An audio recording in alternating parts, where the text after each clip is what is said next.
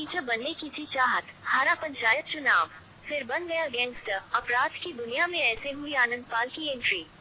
राजस्थान का आनंद पाल encounter case एक बार फिर सुर्खियों में आ गया है। वजह है कि जोधपुर की एसीजेएम सीबीआई कोर्ट ने बुधवार को सीबीआई की क्लोजर रिपोर्ट को गलत मानते हुए उसे खारिज कर दिया।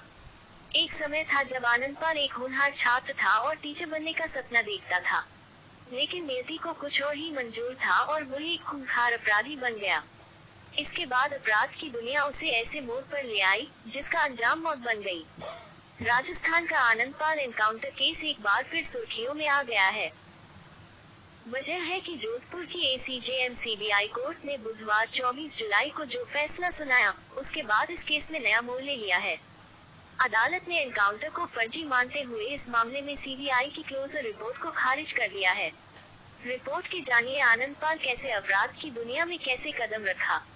टीचर बनने की थी चाहत, हारा पंचायत चुनाव, फिर बन गया गैंगस्टर। अपराध की दुनिया में ऐसे हुई आनंद पाल की एंट्री। आनंद पाल का जीवन किसी फिल्मी कहानी से कम नहीं था। बताया जाता है कि आनंद पाल पढ़ाई में होशियार था, लिहाजा उसने ग्रेजुएशन करने के बाद बीएड तक की पढ़ाई की। बीएड करने के बाद आनंद पाल टीचर बनना चाहता था। हालांकि राजनीति में भी उसकी खास रुचि थी, लिहाजा उसने साल 2000 में पंचायत चुनाव भी लड़ा और जीत हासिल की। हालांकि पंचायत समिति चुनाव में उसे हार का सामना करना पड़ा। आनंद पाल के अपराध की दुनिया से जुड़ने की मुख्य वजह उसका राजनीति में आना माना जाता है। रिपोर्टर्स के अनुसार आनंद पाल छात्र नेता जीवन राम गोदारा के 1992 में संपर्क में आया। दोनों अच्छे दोस्त बन गए, लेकिन साल 2006 में आनंद पाल के जीवन में नया मोड़ तब आया जब अपने इस दोस्त की हत्या कर दी। आनंद पाल ने अपने दोस्त जीवन राम गोदारा की हत्या क्यों की, इसका जवाब भी उतना ही चौंकाने वाला है। दरअसल जीवन राम पर आरोप था कि उसने आनंद पाल की बिरादरी के एक शख्स और एक अन्य मित्र मदन सिंह राठौड़ की हत्या की थी। इस बात से आनंद पाल नाराज था, लिहाजा अपने दोस्त मदन सिंह का बदला लेने के लिए जीवन राम को मौत के घाट उतार दिया। चूंकि जीवन राम जाट समुदाय से था और आनंद पाल राजपूत, इस घटना ने आनंद पाल को राजपूत समुदाय का हीरो बना दिया। जीवन राम की हत्या के बाद उसकी जिंदगी ने एक नया मोड़ ले लिया और वह अपराध की दुनिया में उतर गया। इसके बाद देखते ही देखते उसके खिलाफ लूट, डकैती, हत्या और गैंगवार जैसे 24 से ज्यादा मामले दर्ज हो गए। साल 2015 में एक गैंगवार के दौरान आनंद पाल को गोली लग गई। उसे अजमेर जेल में रखा गया था। सितंबर 2015 में नागौर पेशी के दौरान आनंद पाल ने पुलिस को चकमा देकर फरार हो गया। ये घटना पुलिस के लिए बेहद शर्मनाक थी। इससे पूरे पुलिस डिपार्टमेंट की छीछालेदर हुई।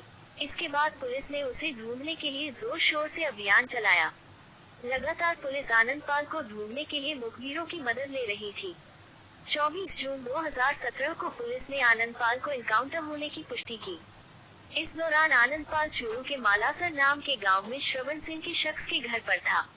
सूचना मिलने पर पुलिस ने लगभग 200 अधिकारी मौके पर पहुंचे। पूरा गांव छावनी में तब्दील हो गया।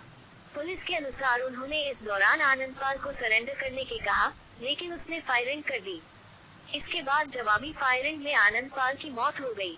पुलिस के दावे को आनंद पाल के परिवार और समर्थकों ने गलत बताया और एनकाउंटर को फर्जी बताया था। इसी पर हाल की कोर्ट ने अपना फैसला सुनाया है। आनंद पाल की पत्नी राज कंवर, भाई रुपिंदर और उनके वकील ने अदालत में इस एनकाउंटर को चुनौती दी थी। हालांकि सीबीआई ने अपनी जांच में इसे एक सच्ची मुठभेड़ बताया था, लेकिन अब एसीजेएम सीबीआई कोर्ट ने पुलिस के खिलाफ मामला दर्ज करके इस मामले को एक नया मोड़ दे दिया है।